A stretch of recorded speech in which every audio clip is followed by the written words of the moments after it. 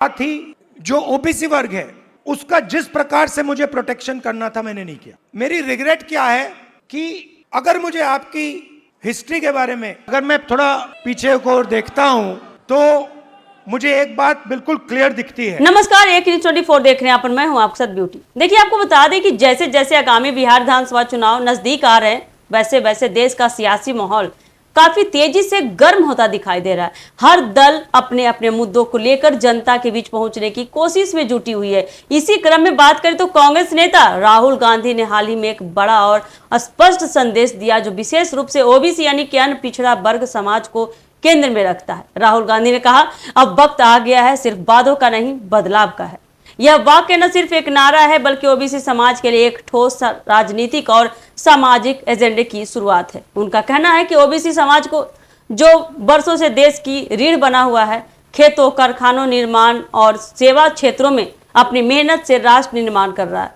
अब उसके हक और सम्मान का समय आ चुका है। राहुल गांधी ने आगे कहा, मैंने ठान लिया है, अब और इंतजार नहीं। अब जो अधूरा रह गया था वो पूरा होगा और दुगनी रफ्तार से होगा। तो आइए सबसे पहले इस वीडियो को सुनते हैं। अब मैं 2004 से राजनीति कर रहा हूं और 21 साल हो गए और जब मैं पीछे देखता हूं और एक प्रकार से अपनी सेल्फ एनालिसिस करता हूं, मैंने कहां कहां सही काम किया और कहां कमी रही, तो 2-3 बड़ी इश्यूज दिखती हैं मुझे। जमीन अधिग्रहण बिल किया, मनरेगा किया, भोजन का अधिकार किया, ट्राइबल बिल, न्यामगिरी की लड़ाई लड़ी, ये काम मैंने सही किया। अगर मैं थोड़ा पीछे को देखता हूं तो मुझे एक बात बिल्कुल क्लियर दिखती है कि एक चीज में मेरी कमी रही थी। क्या थी? जो ओबीसी वर्ग है उसका जिस प्रकार से मुझे प्रोटेक्शन करना था मैंने नहीं किया। मेरी रिग्रेट क्या है कि अगर मुझे आपकी हिस्ट्री के बारे में,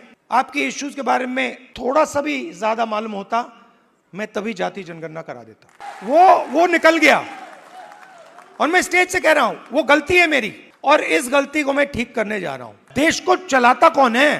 देश को उसकी, किसी भी देश को उसकी उत्पादक शक्ति चलाती है। और देश में मेन सवाल ये उठता है कि अगर उत्पादक शक्ति देश को कुछ दे रही है, भोजन देती है, औजार देती है, ये इमारतें देती हैं, तो उस शक्ति को अपने खून पसीने के लिए देश क्या देता है? आप मेरी बहन से पूछो, कभी मिलोगे तो पूछना, अगर कभी राहुल ने किसी चीज के बारे में मन बना लिया तो उस बात को वो छोड़ेगा या नहीं छोड़ेगा, वो पूछ लो उससे। मैं नहीं छोड़ने वाला। आप ये मत सोचो कि मैं जाति जनगणना की बात करना हूं। जाति जनगणना तो पहला कदम है। मेरा लक्ष्य है कि उस उत्पादक शक्ति को हिंदुस्तान में रिस्पेक्ट और हिस्सेदारी मिले। आप राहुल गांधी बोलते रहते हो, मगर राहुल गांधी, आपकी शक्ति के बिना राहुल गांधी कुछ नहीं है। तो मेरा काम आपकी शक्ति को अलाइन करने का है।